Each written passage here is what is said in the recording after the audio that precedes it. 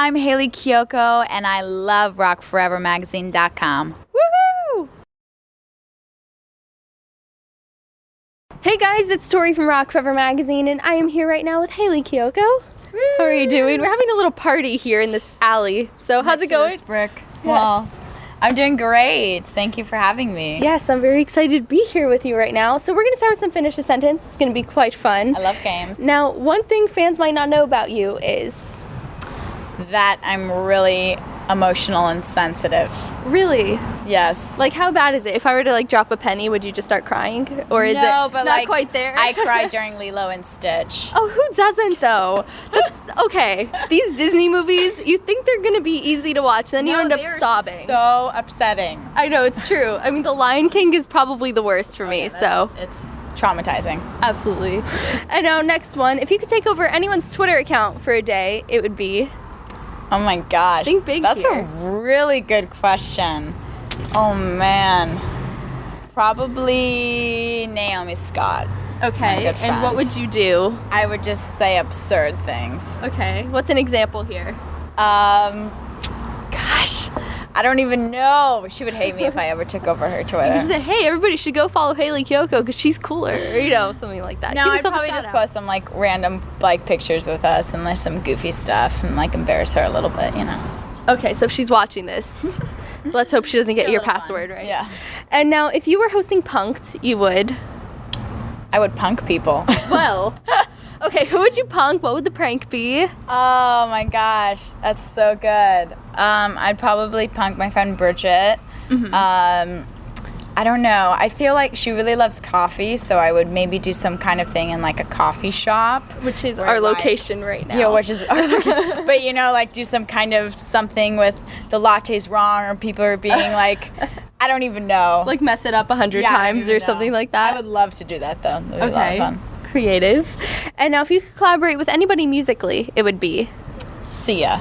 Okay. 100%. I've had dreams about her. Really? Like it's literally like I feel like we're gonna meet at that soon. point. Well, like my producer is good friends with her, so I just know that we're gonna meet at some point. I just keep having these dreams, like we're best friends. We're writing these albums. It's like amazing. I think she's like beyond talented, and I love that she's taking over the world now. So let's hope that collaboration comes soon. Yeah. I'll keep my fingers crossed. And now last finish a sentence. A day in the life of Hayley Kiyoko is... Hungry. Hungry. Okay. Well, what is your typical... Like my day is dedicated to when my next meal is going to be. So like I'll have my lunch and then be like, okay, what are we having for dinner? When are we having dinner? Where are we having dinner? Okay. I feel like a lot of people could probably relate to that because I can. Yeah, you can. Yeah. That's right. Yes. Yeah. And now for anybody who is not too familiar with your music and your acting, what is the number one thing that they should know about you? That I'm carefree and I stay true to myself as much as I can. I love having fun and I don't take life too seriously. That's good though. And I like nice people. I like to surround myself with good people. So does that mean me? Yeah. Yes! Good people. Yes! Good people. So you're talking about me. Yes. And now you just released your EP, A Belle To Remember, which I love it. And so for anybody who hasn't picked up a copy yet, if they could only listen to one song to get an idea of you and what you're all about, which song should they listen to? I would say, I mean, they're all very different, and I feel like when I put the EP together, each song kind of shows a different side of me. So I would say listen to the entire EP. Yes. But I do love Rich Youth. I think that's a song that everyone can relate to, and it inspires people to just go after their dreams and to know that we're this like rich youth taking over our generation, and we can do what we want. Exactly. And now who are your biggest inspirations musically and lyrically on this one? Or who or what even? Oh, when I wrote the EP? Yeah.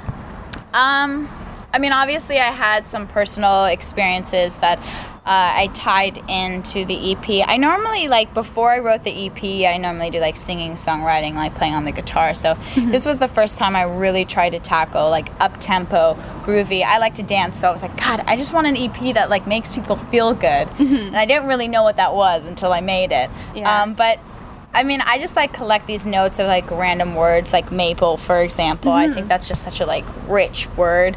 Yeah. So I wanted to create lots of stories. So a lot of my songs are fictional, and like I create these stories in my mind and these chases, but there is a lot of like my emotions and like certain experiences that I kind of intertwine. And now you're saying you had the idea of having upbeat, fun music that people could dance to, but did you have an idea of what the genre was going to be going into it, or were you just kind of winging it? Well, I mean, I've always had my own genre as far as like I have my own voice, and my voice sounds the way my voice sounds. But no, I just created, and it kind of turned out very indie pop. I like it to be different, but I still like it to be catchy. Like, I want people to remember the song once they listen to it. So I didn't really know what I was making until I made it, and I'm really happy with the product. So that's pretty good. Yes, that's good. I think that's a good thing. I'm really happy about it. Yes. And now, aside from your music, you also do acting. For anybody who doesn't know, you were on Lemonade Mouth, which is quite a memorable role of yours. So do you have plans to pursue more acting? Wait. Okay, wait. Look at this. Against all authority. This is like beyond Lemonade Mouth. I just went on an audition, so like I'm all dressed all punk and stuff like this. Yeah. And this was like exactly what Stella's shirt looked like. Okay. Her so shirt is that kind of your way of going into auditions? You always dress kind of punky? Is that? No, I mean I dress how I'm supposed to dress for each audition, but there's always like I always throw in a little edge there. Good. You know. Sorry. So what was the question about? Back on topic. Are you going to do more acting in the future? Well, clearly you're going on auditions, so you're doing stuff. I'm up for a couple things, and so we shall see. But I love acting. I love new challenges, and I like doing both at the same time. And until we know what other parts are on the way, what would be your dream role, and who would your co-stars be in your absolute dream? So maybe we can make it a reality. Wow, this is a lot. You're throwing a lot at me, Tori. You're throwing a lot at me. I can definitely say one of my dream roles would definitely be in like a fantasy, action, beyond $billion budget type movie where you're just like, whoa! Like Avatar or something like that? Yeah, totally like, I mean, Avatar is like way beyond where you're like blue and stuff, but more just like action-packed. I do martial arts and I dance, so I'd like to incorporate that'd be intense. That into, so I'd like to be like lost in a forest or something and have to like attack people or save someone or something like that. Lots of action. Yeah. Your co-stars in this action movie would be gosh. It could be anybody, so you got to think big here. I don't know.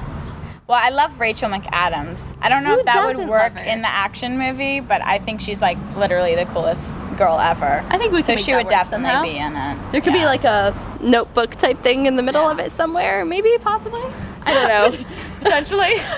She finds Ryan Gosling in the forest, pops out. This is gonna be a really interesting movie. I can tell already. And now this is the big question to put more pressure on you here. Which one do you prefer, acting or music? I prefer both. I saw that coming. I saw it coming. I'm not gonna make you choose. I did. I mean, I started with music first. That was like my first love. I didn't really even plan on pursuing acting, and then it just kind of evolved and happened, and I kind of fell in love with that too. Yeah. So I like doing both. Right now, I'm really focused on my music and making that happen, but I'll always do both. I like switching off. It's interesting because you actually, at least I found out about you from your acting, and now this is your debut EP, so it kind of got flip-flopped. Well, yeah, like, I mean, I started with music, and then the acting thing happened for me, and so now a lot of people know me from like my acting jobs. Yeah. And now I'm like, but hey, I'm a musician. So get to know me. So that's how. Interesting how that worked out then. Yeah. So. And now you have a very interesting name for your fans. You're Kiyokians? That's yes. Right. There they are watching right now. So what has been your craziest fan experience? Just meeting them, maybe running into them in public or meet and greets, any of that kind of stuff? It's been really interesting because my fan base like ranges from this tall to like this tall. Like I've gone to like some colleges and people in their 20s are like, oh my gosh. I was at a bar the other day and like this girl's like, oh my god, I love you, Lemonade Mouth. It's like walking in her stilettos like on the street. Like that's she like watches Disney Channel. I know, everyone watches Disney Channel. That's true, very true. But my fans are amazing. They're so supportive. Hello, Kiyokians. Hello. They made their name, and yeah, they're super cool, and they stay true to themselves. And How did that name happen? Was it just a random day they decided on that, or? I mean, I asked them. I was just like, "What are my fans? What do you guys want to be called?" And then they all picked, and so we voted. We did like a little That's super fun. thing. So Now, what can fans expect your Kiyokians coming up for you? What are your upcoming plans just coming up very soon? I actually have a music video coming out for my single, A Belle To Remember. I'm also going to have a lyric video coming out too for that. So lots of video footage in the next month or so. And I'm going to be probably doing some more dates with R5, hopefully. Oh, cool. I opened for them in Texas and Houston, San Antonio. So we'll see. I'm definitely going to do some more shows, but look out for my music video for A Belle To Remember. And as far as these shows, where do you want to play some shows? Is there anywhere in particular you want to travel to? I mean, I want to travel everywhere. I have so many international fans, and I feel really sad because I live in LA, and I'm always doing shows in LA, and they're like, come to Chile, come to Argentina. I'm like, okay, I'll be there. One day. Give me a second.